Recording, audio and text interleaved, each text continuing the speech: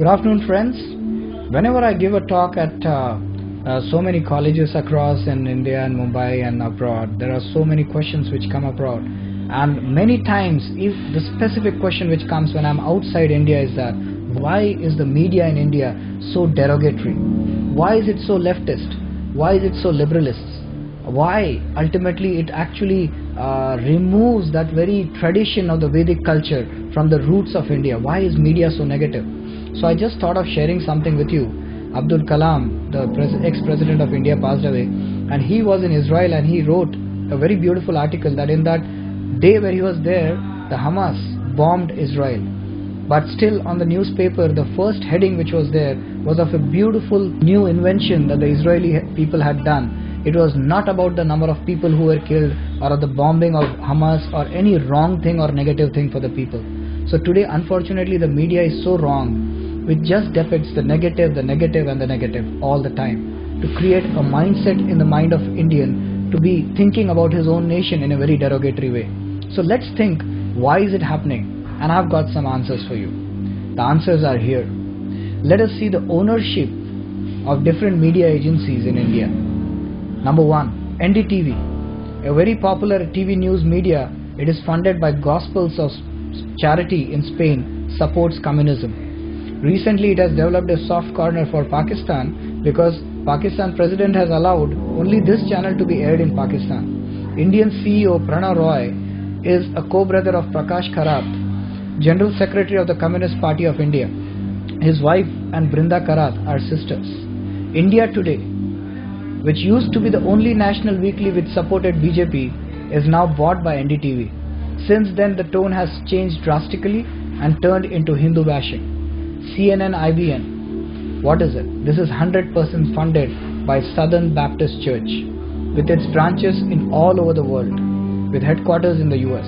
The church annually allocates $800 million for promotion of its channel. Its Indian head is Rajdeep Sardesai and his wife Sagarika Ghosh. Times Group list: Times of India, Midday, Navbharat Times, Stardust, Femina, Vijay Times, Vijaya Karnataka, Times Now, and many more.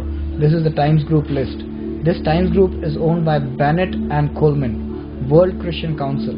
Does 80% of the funding, and an Englishman and an Italian equally share balance of 20% in it. The Italian Roberto Mindo is a close relative of Sonia Gandhi. Star TV, it is run by an Australian who is supported by St. Peter's Pontifical Church, Melbourne. Hindustan Times, owned by Birla Group, but hands have changed since Shobana Bhartiya has took over. Presently, it is working in collaboration with Times Group. The Hindu, English daily started over 125 years back, has been recently taken over by Joshua Society, Bern, Switzerland. N. Ram's wife is a Swiss national. Indian Express, divided into two groups, the Indian Express and New Indian Express, Southern Edition. ACTS Christian Ministries have major stake in the Indian Express, and latter is still with the Indian counterpart.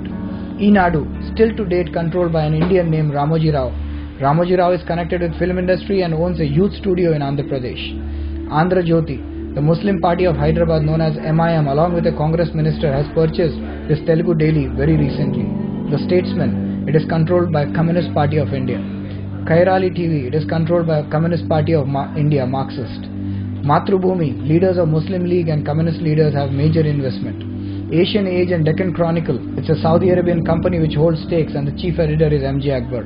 Gujarat riots which took place in 2002 where Hindus were burnt alive, Rajdeep Sardesai and Barkha Dutt, working for NDTV at that time, got around $5 million from Saudi Arabia to cover only Muslim victims, which they did very faithfully.